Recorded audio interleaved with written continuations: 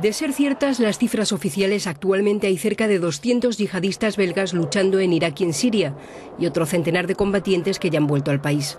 En términos proporcionales a la población, es el mayor contingente europeo.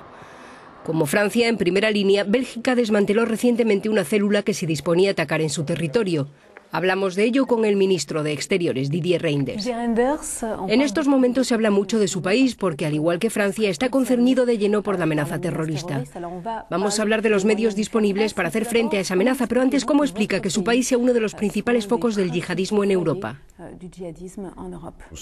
Somos un país con una diversidad de comunidades importante, pero llevamos a cabo un trabajo cotidiano para identificar a los yihadistas. No sé, con las estadísticas pasa siempre lo mismo. No sé si todos hacemos el trabajo de la misma manera.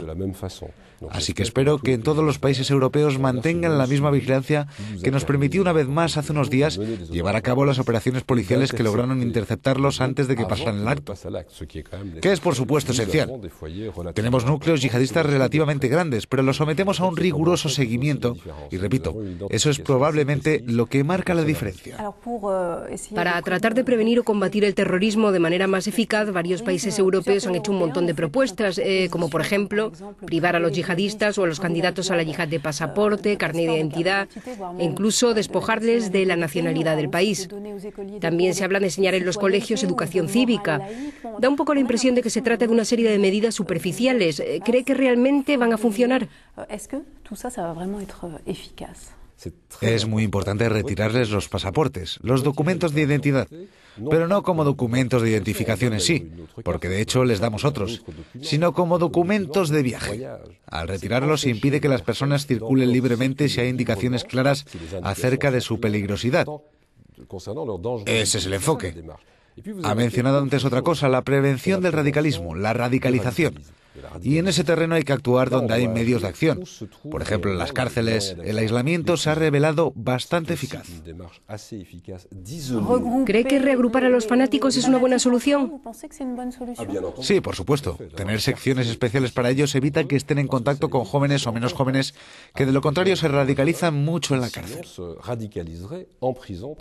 Pero estarán en contacto entre ellos. Bueno, no necesariamente. También pueden establecerse sistemas de aislamiento en las celdas. Pero en todo caso, si ya están radicalizados, yo creo que pueden cohabitar. El objetivo es que no radicalicen a los demás. Es la primera medida que hay que tomar. La segunda se refiere a la educación. Entonces, las clases de ciudadanía, por ejemplo, pueden compensar el fracaso de la educación en casa o el adoctrinamiento. Hay dos cosas que debemos hacer en casa. Y la situación belga no es la misma que la situación francesa, ni que la situación en otros países. Aquí, en primer lugar, tenemos que estar mucho más presentes en la educación, también a través de la formación de los imanes. En Bélgica no existe una formación para aquellos que practican y que son responsables del culto musulmán, como hay en la religión católica o en la moral laica. Y luego el otro elemento a tener en cuenta son los jóvenes. En Bélgica tenemos una situación un poco particular heredada en parte de nuestra historia.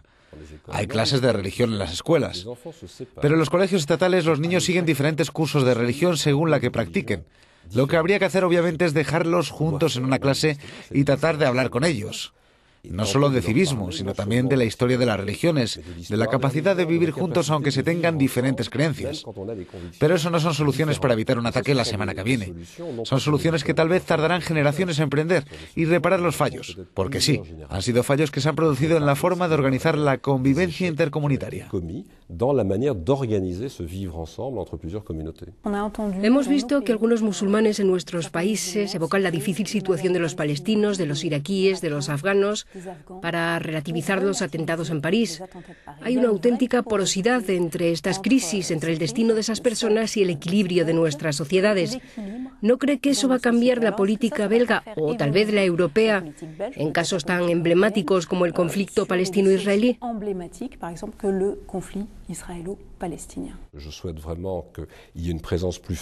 Me gustaría realmente que hubiera una presencia más fuerte de la UE en el conflicto palestino-israelí. Con demasiada frecuencia nos quedamos en segundo plano, dejando la iniciativa únicamente a los estadounidenses. Tenemos que trabajar juntos en este empeño. Pero lo primero que hay que conseguir es que israelíes y palestinos puedan hablar de nuevo. En cambio, lo que pasó en París nos recuerda otras cosas. Es cierto que los periodistas y caricaturistas murieron porque estaban ejerciendo su libertad de expresión, los policías porque representan la autoridad, pero los judíos fueron asesinados simplemente por ser judíos, y no se puede excusar o justificar tales actos ni por razones sociales ni por ningún conflicto del mundo. Me gustaría hablar de la situación en Ucrania, que empeora a pasos agigantados, como hemos visto con el ataque en Mariupol. Los europeos esperaban que las dificultades económicas de Rusia obligarían a Putin a dar su brazo a torcer, pero no ha sido el caso. ¿Qué salida tiene el conflicto ucraniano, si es que ve alguna? Hay que presionar más a Rusia, como hemos hecho con sanciones económicas y también con sanciones individuales contra personas o entidades. Pero hay que hacerlo manteniendo abiertos al mismo tiempo algunos canales de comunicación con Moscú. Pero hace un año que se intenta conjugar firmeza y tentativa de diálogo y no se ha conseguido gran cosa, y hay cerca de 5.000 muertos en Ucrania. Hay que seguir apostando por la solución actual, que es ejercer la máxima presión sobre Rusia. Sigue considerando tabú el escenario de la partición, porque de hecho es lo que está sucediendo. Vladimir Putin está concretando su proyecto de una nueva Rusia, de una Rusia ampliada. Eso es lo que él quiere hacer. Lo que nosotros queremos es que Ucrania concrete sus reformas teniendo en cuenta todos sus componentes. Ese es uno de los grandes retos en Ucrania. Es probable que un número determinado de personas no se sientan representadas, y ciertamente no se sintieron representadas tampoco antes con el antiguo poder de Kiev, pero eso no impide que se deba mantener la integridad territorial y la soberanía de Ucrania. Unas palabras sobre Grecia, que está en pleno centro de la actualidad europea. El nuevo gobierno va a pedir a sus socios europeos la condonación de una parte de su deuda y escalonar el resto congelando los intereses durante cierto tiempo. ¿Está Bélgica lista para acceder a algunas de estas peticiones?